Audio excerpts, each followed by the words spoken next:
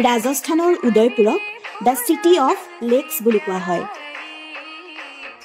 উদয়পুৰ চিটিখনৰ ভিতৰত দুটা fresh water artificial lake আছে। এটা হৈছে ফতেহ সাগৰ লেক আৰু আনটো হৈছে দ্য লেক পিছলা। চিটি পেলেচৰ ঠিক কাষতে লাগি থকা লেক পিছলাত বোট ৰাইডৰ সুবিধা আছে। লেক পিছলাত ইভিনিং যেতিয়া বোট ৰাইড হয় সেই সময়ত লেক পিছলাৰ পৰা চিটি পেলেচৰ যিটো দৃশ্য দেখা যায় সেই দৃশ্য অতিকৈ সুন্দৰ হয়। গতিকে আমি সেই সন্ধিয়া সময়ত বোট ৰাইডৰ সুবিধা উপভোগ কৰিছিলোঁ।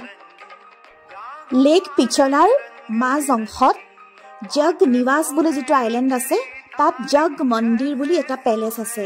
এই জগ মন্দিৰ হৈছে এটা পেলেচ যাক লেক গাৰ্ডেন পেলেচ বুলি কোৱা হয়। জগ মন্দিৰ পেলেচটো মেৱাৰ সাম্ৰাজ্যৰ চিচোদিয়া ৰাজপুত বংশৰ মহাৰাণাসকলে নিৰ্মাণ কৰিছিল। ৰাজপুত বংশৰ ৰাজ পৰিয়ালে এই পেলেচটো ছামাৰ ৰিজৰ্ট হিচাপে ব্যৱহাৰ কৰিছিল। ইয়াক বৰ্তমান 5 ষ্টাৰ হোটেললৈ পৰ্যবেক্ষিত কৰা হৈছে।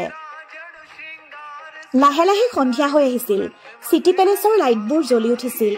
সেই লাইটৰ যিটো ৰিফ্লেকশ্যন পানীত হৈছিলে, পানীখিনি এটা সোণালী বৰণ লৈছিলে।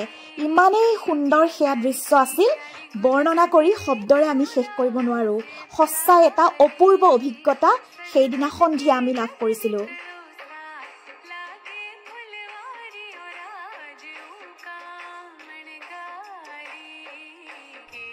লেক চিটি উদয়পুৰৰ আৰু সুন্দৰ সুন্দৰ বৰ্ণনা পিছৰ ভিডিঅ' কেইটালৈ থলোঁ।